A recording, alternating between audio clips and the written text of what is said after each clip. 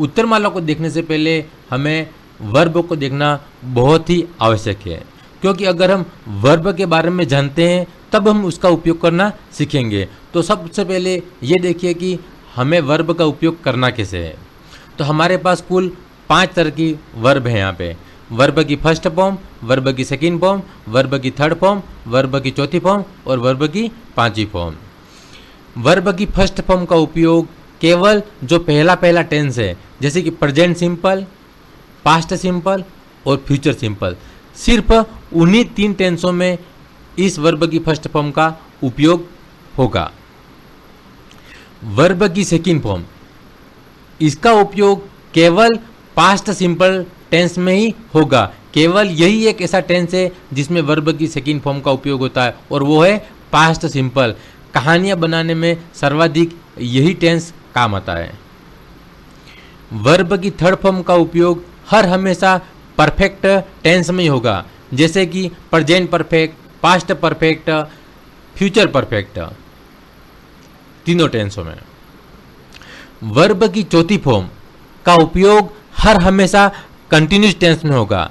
अब वह continuous tense कितने हैं? टोटल 6 हैं, जैसे कि प्रेजेंट कंटिन्यूस, पास्ट कंटिन्यूस और फ्यूचर कंटिन्यूस। 3 तो ये हो गए, फिर 3 और हैं, present perfect continuous, past perfect continuous और फ्यूचर परफेक्ट कंटिन्यूस। अर्थात 6 टेंसों में तो वर्ब की चौथी फॉर्म का उपयोग होगा। और ये जो वर्ब की पांचवी फॉर्म है, इसका उपयोग हम किसी भी टेंस में कर सकते हैं और ये हर हमेशा ऐसी ही रहती है, ये बदलती नहीं है, जिसे मैं आपको यहाँ एग्जाम्पल के रूप में भी समझा रहा हूँ।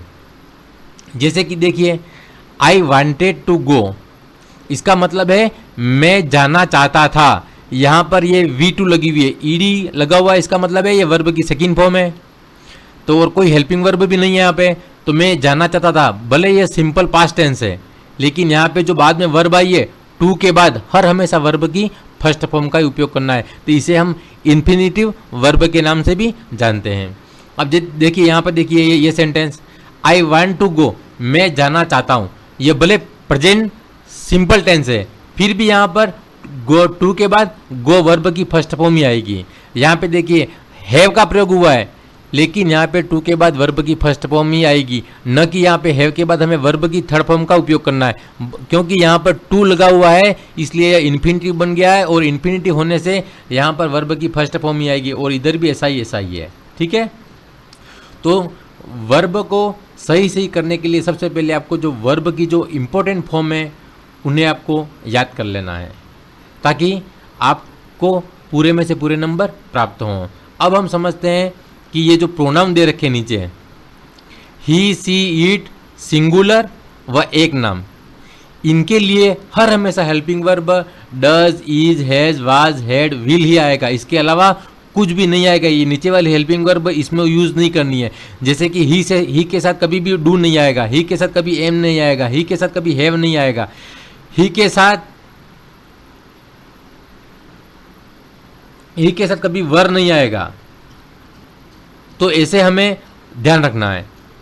हाँ, ही के साथ सेल आ सकता है, तब वह मॉडल के रूप में काम करेगा। अर्थात ये जो हेल्पिंग वर्ब है वह 99% इनके साथ उपयोग करनी है। आई के साथ ये वाली हेल्पिंग वर्ब भी आएंगी 99%। अगर हम मॉडल के रूप में विल और सेल का उपयोग करेंगे तो आपस में बदल जाते हैं। बाकी 99% में हमें इन्हीं प्रोनाउन के साथ इन्हीं हेल्पिंग वर्ब का उपयोग करना है।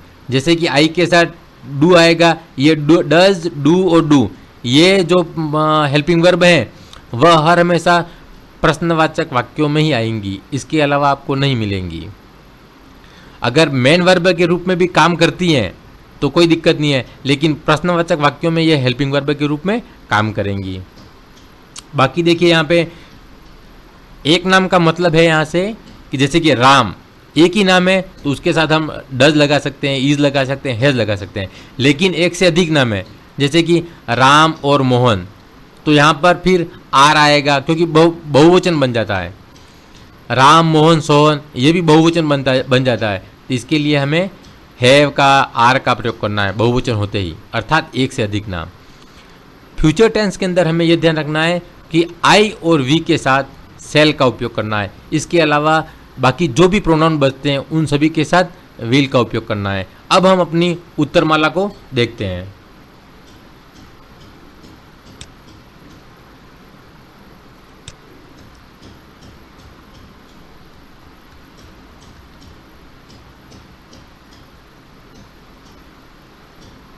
अपना प्रश्न number first, I wanted to dash dash dash dash football last Sunday. देखिए यहाँ पर ये क्या लगा हुआ है, लास्ट लिखा हुआ है। लास्ट लिखा हुआ है इसलिए लास्ट कहाँ पे, देखिए ये मैंने यहाँ पे पहचान बना के रखी है। आप अगर ये पहचान याद कर लोगे तो आप correct form of the verb का कोई भी वाक्य होगा उसे आप सही सही कर पाओगे। अब लास्ट किस में है, देखिए सिंपल पास्ट टेंस में, ये पास्ट इंडेफिनिट में लास्ट लिखा हुआ है। इसका मतलब है कि यह पास्ट इंडेफिनिट का वाक्य है, तो हमें यहाँ पर वर्ब की सेकंड फॉर्म का उपयोग करना है। लेकिन देखिए यहाँ पे टू लगा हुआ है।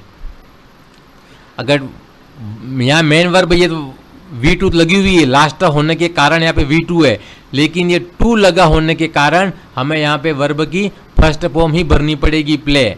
यहाँ पे वर्ब की सेकंड फॉर्म का उपयोग ऑलरेडी लास्ट के खातिर ये वांटेड का उपयोग हो चुका है, तो यहाँ पे सिर्फ वर्ब की फर्स्ट फॉर्म ही आएगी। तो यहाँ पे जो प्ले है वो सही है। प्रश्न नंबर दूसरा देखिए, ये प्रेजेंट सिंपल है, वांट्स लगा हुआ है, ही वांट्स, लेकिन यहाँ पर भी टू है, इसलिए यहाँ पर भी हमें वर्ब की फर्स्ट फॉर्म का उपयोग करना है, प्ले का। तीसरा देखिए, ही dash dash dash dash a teacher. मैंने बताया था ही के साथ हमें कौन कौन सी हेल्पिंग वर्ब का उपयोग करना है, तो इज भी आएगा, वाज भी आएगा, लेकिन वर नहीं आएगा। वर का उपयोग प्लूरल के साथ करना है। तो यहाँ पर जो ऑप्शन सही है वह इज और वाज दोनों ही सही है। प्रश्न नंबर चौथा देखिए, आई विश। यहाँ पे देखिए, अब यहाँ पे आई के साथ क्या आएगा, एम आएगा, क्योंकि आई के साथ तो वर तो हो ही नहीं सकता, ये प्लूरल है। आई के साथ वाज का उपयोग हम कर सकते हैं, एम का उपयोग भी कर सकते हैं आई के साथ, और आई के साथ हेड का उपयोग भी कर सकते हैं, लेकिन इन तीनों का उपयोग हमें नहीं करना है, क्योंकि विश होती है तो वो एक कामना होती है, और जहाँ पर भी विश का उपयोग हो जाए उसके बाद हर हमेशा में वर का ही उपयोग करना है। तो ये आप सावधानी रखना। कहाँ पे विश, जैसे कि यहाँ पे काश मैं एक अध्यापक होता, तो एक ये इच्छा है, तो इच्छा के लिए हर हमेशा वर का ही प्रयोग करना है। भले यहाँ पे आई के बाद हम वाज लगा सकते हैं, एम लगा सकते हैं, हेड लगा सकते हैं, लेकिन ये तीनों के तीनों ही गलत है। यहाँ पर विश होने के खातिर हमें यहाँ पर वर का उपयोग करना है। पांचवा देखिए, स्टार्टिंग में कोई भी सब्जेक्ट नहीं है, यहाँ पे सीधा रिक्त स्थान हमें दिया हुआ है। तो जब स्टार्टिंग में अगर कोई भी सब्जेक्ट या प्रोनाउन नहीं हो तो हमें वर्ब की का ही उपयोग करना है। जैसे कि यहाँ पे गो है तो सीधा हमें गो का ही उपयोग करना है, और ये किस टाइप का सेंटेंस बन जाएगा, एक इंपेरेटिव सेंटेंस बन जाएगा अगर सब्जेक्ट या प्रोनाउन आगे आगे नहीं है तो। यहाँ पे देखिए छठा, रानी जनरली। अब जनरली कौन से टेंस का है, यह प्रेजेंट इंडेफिनिट टेंस की पहचान है, तो इसके लिए यहाँ पे कुक का उपयोग हुआ है, कुक्स का, क्योंकि रानी एक नाम है, एक नाम के साथ हमेशा हमें वर्ब के साथ एस या ईएस लगाना पड़ता है। तो अगर लास्ट में ओ है तो हम ईएस लगा सकते हैं, यहाँ पे के है तो हमें एस लगाना है, तो ये तो हो गया प्रेजेंट सिंपल का। लेकिन अब देखिए यहाँ पे बट टुडे लगा हुआ है।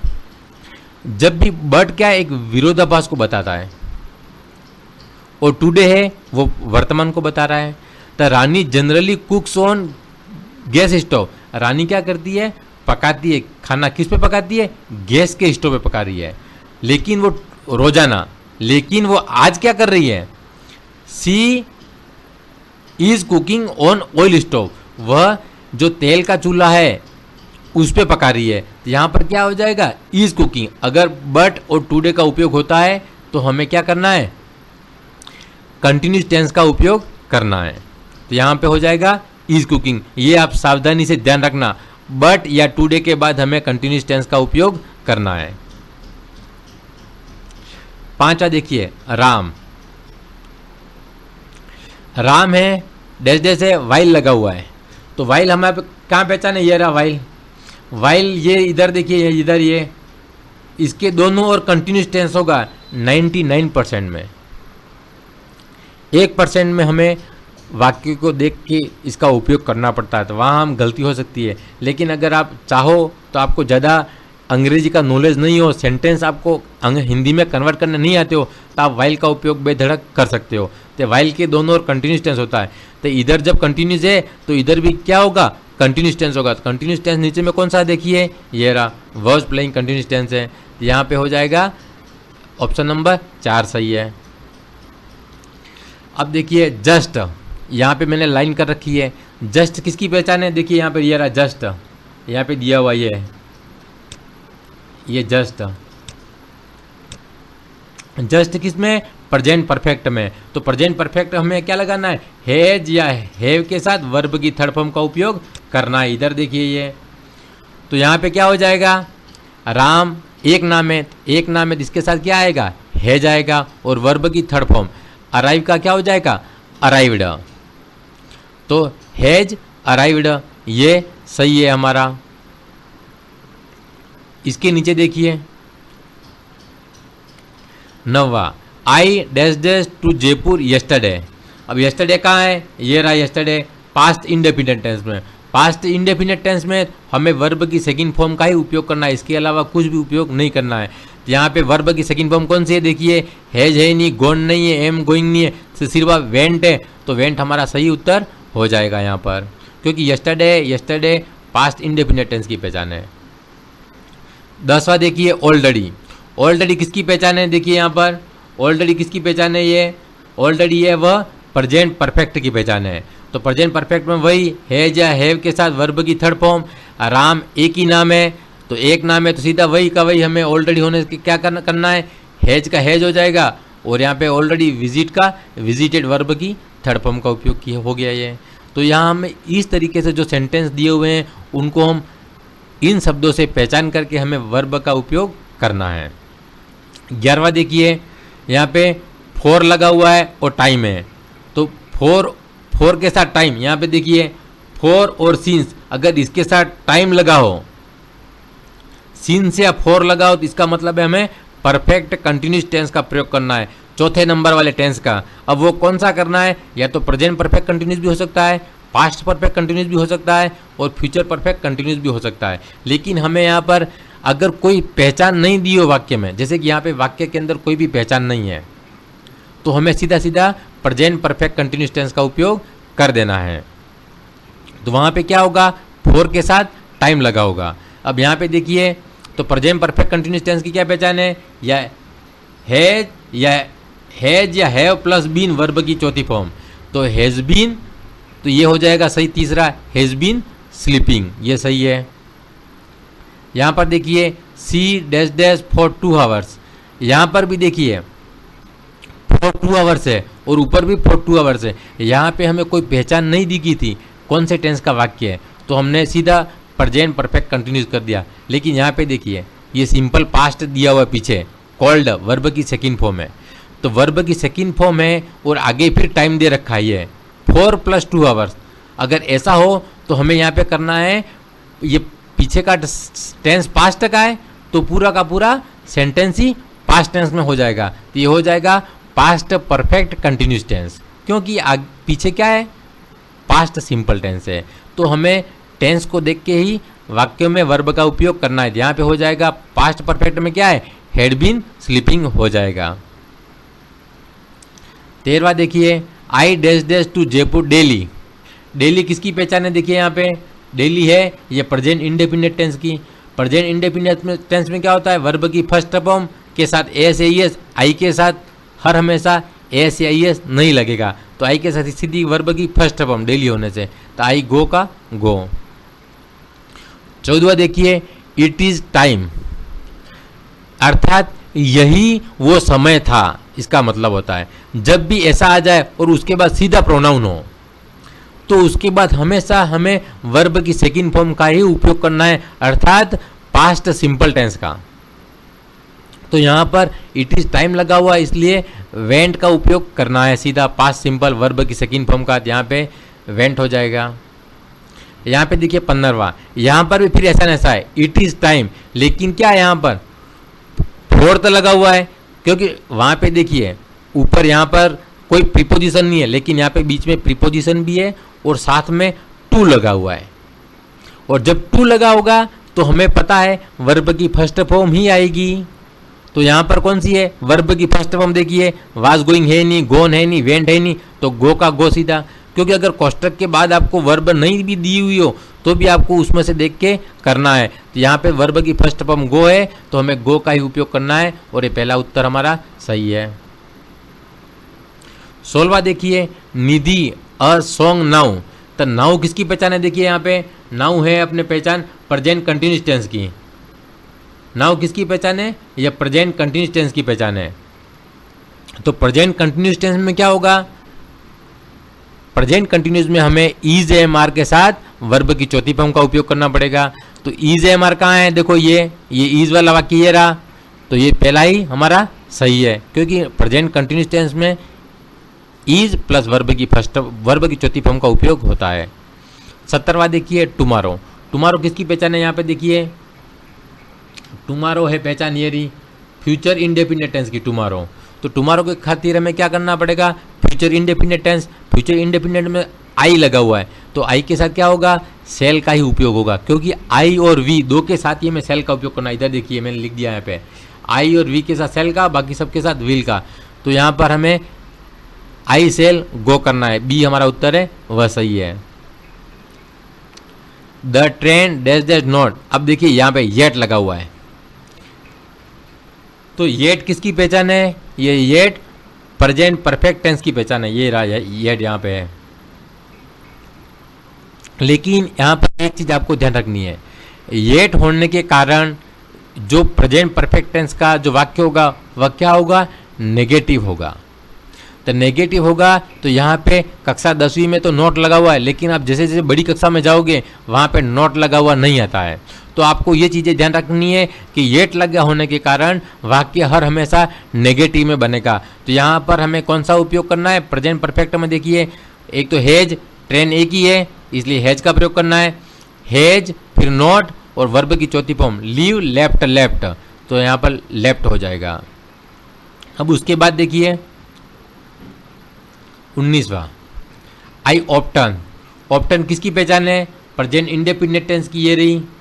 तो प्रेजेंट इंडेफिनिट टेंस में क्या होगा वो देखिए सिंपल है, यहाँ पर आई के साथ कभी भी एस या एस नहीं लगेगा, तो सीधा हमें जो वर्ब की फर्स्ट फॉर्म है प्ले का उपयोग कर देना है। तो हमारा जो सी विकल्प है वह सही है। 20वां देखिए India dash dash dash freedom इन 1947, यह 1947 बीत चुका है, भूतकाल का है। तो भूतकाल का है तो यहाँ पर हमें कौन सी टेंस का उपयोग करना है, सीधा सीधा हमें पास्ट सिंपल वर्ब की सेकंड फॉर्म का, तो गोट हो जाएगा। 21वां देखिए I dash dash to Jaipur next day, अब नेक्स्ट डे किसकी पहचान है, देखिए यहाँ पर ये नेक्स्ट प्लस डे लिखा हुआ है, ये फ्यूचर इंडेफिनिट की है। फ्यूचर इंडेफिनिट में क्या होगा, आई और वी के साथ सेल का, तो आई के साथ सेल गो सीधा हो जाएगा वर्ब की फर्स्ट फॉर्म, ये सही है। 22वां देखिए द ट्रेन डैश डैश अब बिफोर, बिफोर से पहले देखिए यहाँ पर ये रहा, बिफोर से पहले हमेशा परफेक्ट होगा, या तो प्रेजेंट परफेक्ट या पास्ट परफेक्ट या फ्यूचर परफेक्ट। और बिफोर के उधर कौन सा होगा, सिंपल, या तो प्रेजेंट सिंपल, पास्ट सिंपल या फ्यूचर सिंपल। आपको जो सेंटेंस में जो टेंस में जो वाक्य के अंदर दिया होगा उसी के अनुसार आपको वर्ब का उपयोग करना है। जैसे कि यहाँ पे देखिए बिफोर से बाद कौन सा दिया हुआ आपको, सिंपल पास्ट, रिच्ड अर्थात वर्ब की सेकंड फॉर्म वाला दिया हुआ है, तो आप इससे पहचान कर सकते हो ये कौन सा टेंस है, पास्ट है। तो हमें आगे कौन सा लगाना है, पास्ट परफेक्ट लगाना है। तो पास्ट परफेक्ट में हेड के साथ वर्ब की थर्ड फॉर्म हेड लेफ्ट हो जाएगा। अब देखिए अर्थ डैश डैश अराउंड द सन, पृथ्वी सूर्य के चारों ओर घूमती है, यह एक सार्वभौमिक सत्य बात है। दोस्तों सत्य बातें हैं उनके लिए हर हमेशा प्रेजेंट इंडेफिनिट या प्रेजेंट सिंपल का ही उपयोग करना है। तो यहाँ पे अर्थ एक ही है तो सिंगुलर है, सिंगुलर है तो हमें वर्ब मूव के साथ हमें एस लगा देना है, तो मूव्स हो जाएगा। 24वां देखिए द पुलिस, आफ्टर लगा हुआ है, आफ्टर का देखिए यहाँ पे ये रहा आफ्टर, आफ्टर के पहले सिंपल आ जाएगा और उसके बाद परफेक्ट होगा। अब यहाँ पे देखिए आफ्टर के उधर कौन है, ये हेड दिख रहा है, हेड परफेक्ट है तो उससे पहले कौन सा हो जाएगा, सिंपल। अब सिंपल के लिए कौन सा है, वर्ब की सेकंड फॉर्म, क्योंकि ये पीछे वाला पास्ट परफेक्ट है तो आगे भी पास्ट सिंपल होगा। तो वर्ब की सेकंड फॉर्म कम, कैम, कम। आपको वर्ब वाले टॉपिक को हल करने के लिए आपको वर्ब की जितनी भी फॉर्म है उसमें से इंपॉर्टेंट फॉर्म को याद रखना बहुत ज़रूरी है। अगर आपने वर्ब के बारे में नहीं पढ़ा है तो मेरा जो हेल्पिंग वर्ब का एक टॉपिक है वर्ब के ऊपर, वो आप देख लेना, आपको समझ में आ जाएगा कि वर्ब क्या चीज़ है। अब यहाँ पे देखिए 25वां, शंकर, वैन लगा हुआ है। अब वैन लगा हुआ है तो वैन के उधर तक कंटिन्यूज होगा और इधर सिंपल होगा। लगभग 99 प्रश्नों में, 100% में नहीं, 99 में आप कर सकते हो सीधा बेधड़क। तो वैन के उधर कौन सा होगा, कंटिन्यूज, क्योंकि इधर देखो वेंट है तो वेंट इधर ये कौन सी फॉर्म है, वर्ब की सेकंड फॉर्म है तो पास्ट का है तो आगे भी पास्ट कंटिन्यूज होगा। तो पास्ट कंटिन्यूज के क्या है, वाज प्लेइंग। इस तरीके से आज हमारा जो अंग्रेजी का जो वर्ब का टॉपिक था वो भी पूरा हो गया। जल्दी आपको एक्टिव, पैसिव और डायरेक्ट, इनडायरेक्ट पर भी एक टेस्ट मिल जाएगा। लेकिन आपको ये ध्यान रखना है कि मेरे चैनल को सब्सक्राइब कर दो ताकि जैसे ही कोई आने वाला वीडियो को आपको तुरंत मिल जाएगा। और इससे पहले ये जो टेंस चार्ट है, ये टेंस चार्ट पूरा का पूरा आप नोट कर लेना ताकि आपको कहीं पर भी कोई दिक्कत नहीं आएगी। बाकी मैंने आपको समझा दिया इजीली। इस टेंस चार्ट के अनुसार आप प्रयोग कर सकते हो। जैसे प्रेजेंट इंडेफिनिट में टेंस में ये पहचान होगी और इसका ये फॉर्मूला है, पास्ट इंडेफिनिट टेंस में ये पहचान होगी, उसका ये फॉर्मूला है। आप इस पूरे फॉर्मूलों को स्क्रीनशॉट लेके भी नोट कर सकते हो कॉपी में ताकि आपको कोई दिक्कत नहीं आए। इसी के साथ धन्यवाद।